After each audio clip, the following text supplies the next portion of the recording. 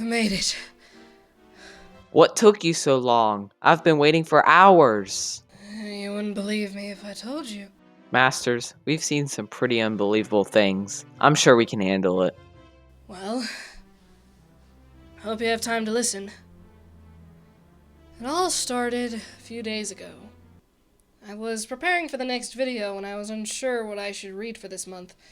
Since I have an affinity for science fiction, and because I was playing Chrono Trigger at the time, I decided to read a story about time travel. So I chose H.G. Wells' The Time Machine.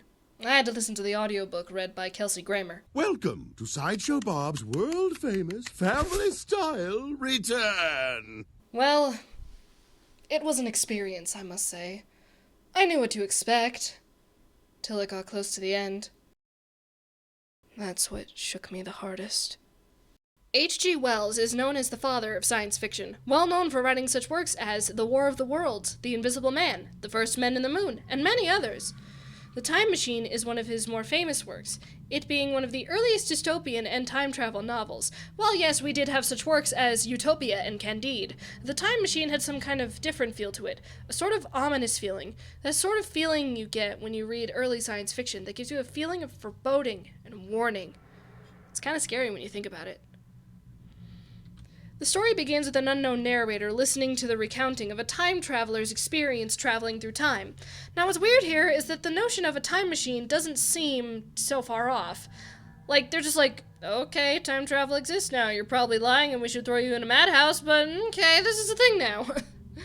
And the time traveler's experience is as follows. He travels forward in time to the year 802,701 AD. Not what you typically expect from a time travel story. Most time travel stories we know usually travel 10 to 100 years in the future, maybe even 1,000, but I highly doubt any of them have gone this far. Okay, well, except Doctor Who, but we don't have to talk about that right now. In the year 802,701, the only species that thrive are the beautiful vegetarian Eloy and the carnivorous Morlocks. The time traveler arrives and spends time with the Eloys to study them, only to find out the next morning that his time machine has gone missing. It's hidden within a sphinx statue of some kind, and he can't get it out. He doesn't want to anger the Eloy. He eventually befriends an Eloy by the name of Weena. They spend some time together, and still desiring to escape, the time traveler decides to go into one of the holes to see the Morlocks. Well, they're not friendly. The time traveler escapes thanks to using fire as a means to protect himself. You see, like many deep-sea creatures, the Morlocks are very sensitive to the light since they've spent so much time in darkness. And also during this time, he realizes that since there are no other resources to eat, the Morlocks feast on the Eloy, which is horrible. Now let me give you a little info on the Eloy and the Morlocks. Now the Eloy are described as childlike and playful. They also appear to be innocent, but they fear the dark due to the presence of the Morlocks. Neither species has any sort of intelligence. In fact, the time traveler theorizes that responding to danger is the cause of intelligence. You face the danger, you learn how to overcome it. Basic learning stuff. However, since the Eloy lack quite a bit of intelligence, they've lost a lot of humanity. The time traveler decides to explore some more and eventually finds an old museum that has some stuff he can use as weapons to defeat the Morlocks, as he needs to do so in order to regain his time machine. And he also plans to take Weena with him back to his own time. However, on their way back to the Eloy, it gets super late and tiring, so they camp for the night. And that is when the Morlocks attack. Weena faints, and the time traveler sadly has to leave her in the forest near the fire. And well, since there hasn't been much rain here for a while, the forest went up in flames. The time traveler did manage to escape the Morlocks, but he lost Weena in the process, which is sad. Anyways, once the time traveler gets back to the Sphinx statue, he finds it open and his time machine is within. The Morlocks actually opened it up to lure the traveler in so they can kill him. However, the time traveler uses the machine to get out of there. Now you think the story would end there, right? Well, here's where I thought it got a little weird. See, instead of going back to his own time, like a normal person, he went forward in time. About 30 million years into the future. There he sees the last living things on Earth, which are giant crabs and giant butterflies. See, he should stop here and go home, right? No! He keeps going! He keeps going forward and watches the world fall apart and die right in front of him. Masters, are you okay?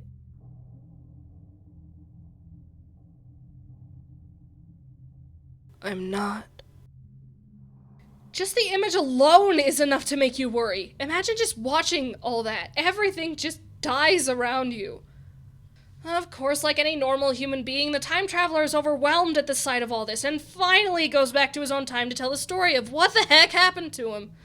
There's an epilogue where the narrator goes to see the time traveler and watches the time traveler vanish in the time machine right in front of him, never to be seen again. This is a very good book that should be taught in schools. It teaches all kinds of things about how far humanity can fall in hundreds of thousands of years. The time traveler himself even speculated that the Eloy were the aristocracy, while the Morlocks were the working class. I mean, in a way, it would make sense that the rich would get the high life and live above everyone else, while the poor were stuck in the mines below for so long that they grew accustomed to the darkness. It's really sad when you think about it. I'd recommend the story for ages 15 and up. There's a lot of deep stuff in here that is difficult to comprehend. It was published in 1895, after all. Yeah, you heard me right. 1895! That's an old story about a time machine. The story is awfully fascinating, and everyone should get a chance to read it. There are multiple themes shown throughout the story. I've already mentioned the hypothesis that the time traveler made while studying the Eloy and the Morlocks. While he didn't understand the full story, it seemed believable to the reader reading it. Honestly, if you think about some of the events of the story really hard, you start to understand why the time traveler suspected the things he suspected. Now, you may interpret the story a lot differently than I did, but I saw it as a message saying that things will get worse in the very far future. All things die out eventually. It's really terrible when you think about it. Of course, you might interpret it as a warning like most science fiction, where if we keep progressing the way we're going, things are going to get worse. Much worse. This is why we need to read science fiction, especially older science fiction like The Time Machine or 1984. These books are written by people who have seen what the world is like in their time, and they fear for what's going to happen in the future. After I finished the story, I couldn't sleep for hours.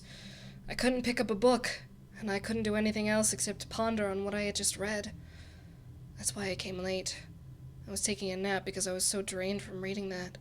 Okay, but why do you have your sword? Oh, I just felt like bringing it over. Dude, I thought you were in a fight. Don't bring your sword over if you're gonna have a philosophical discussion about the future. Yeah, I should probably stop. Happy reading, everyone! Who are you talking to?